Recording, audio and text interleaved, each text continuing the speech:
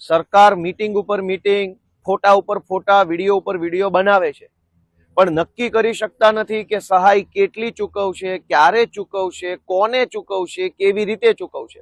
અને ભાજપ ને કોંગ્રેસ બે ભેગા થઈ ગયા. ભાજપના પ્રદેશ પ્રમુખે મારો વિરોધ કરે, આમ આદમી પાર્ટીનો વિરોધ કરે, કોંગ્રેસ વાળા આમ આદમી પાર્ટીનો વિરોધ કરે. દોસ્તો, આ બે એક થઈ ગયા, જોઈ લેજો.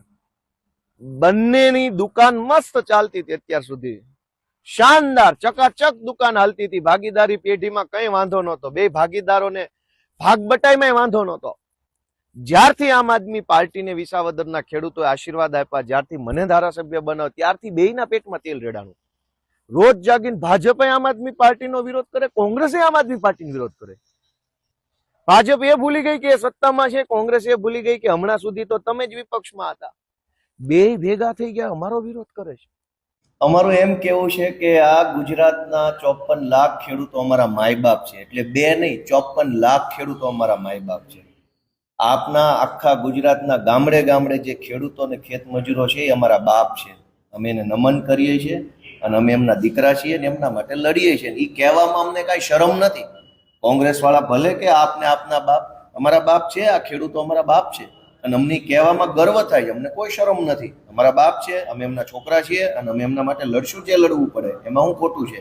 કોંગ્રેસ વાળાના પેટમાં તેલ રેડાતો હોય તો હજુ વધુ રેડાય. અમે અમારા માય બાપ ખેડૂતો અને ખેત મજૂરો માટે લડતા રહીશું. ક્યાંક ખેડૂતોના મત જે કોંગ્રેસના કહેવાય છે એ ત્યારે સરકી રહ્યો હોય આપ તરફ, એના માટે આ નિવેદન આવ્યું એવું લાગે છે. હવે એ તો ઈ જાણે. અમે તો કઈ કોઈને એમ કહેતા નથી કે કોંગ્રેસને દેજો કે ભાજપને દેજો કે અમને દેજો. અમે તો પડદો થતો હોય તો પડદાનો વિરોધ કરીએ. ટ્રાન્સમિશન લાઈનોના નામે ખેડૂતોની જમીન પડાવી પાડવામાં આવતી હોય તો અમે એનો વિરોધ કરીએ છીએ.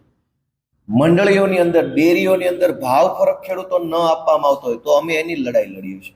ટીપીના નામે જમીન પચાવી પાડવામાં આવતી હોય તો અમે એની લડાઈ લડીએ છીએ.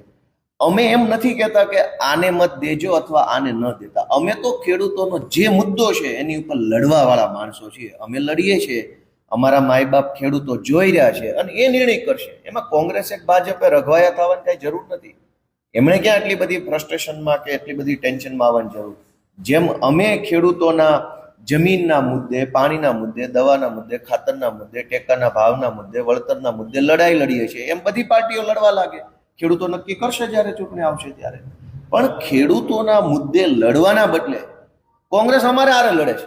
લ્યો બોલો, હજુ તો હું જીત્યો એને 4 મહિના નથી થયા, તો આખી કોંગ્રેસ પાર્ટી મારા ઉપર ચડી બેઠી છે. કાંઈ વાંધો નહીં, ભગવાન એને સુખી રાખે એ મારી પ્રાર્થના છે.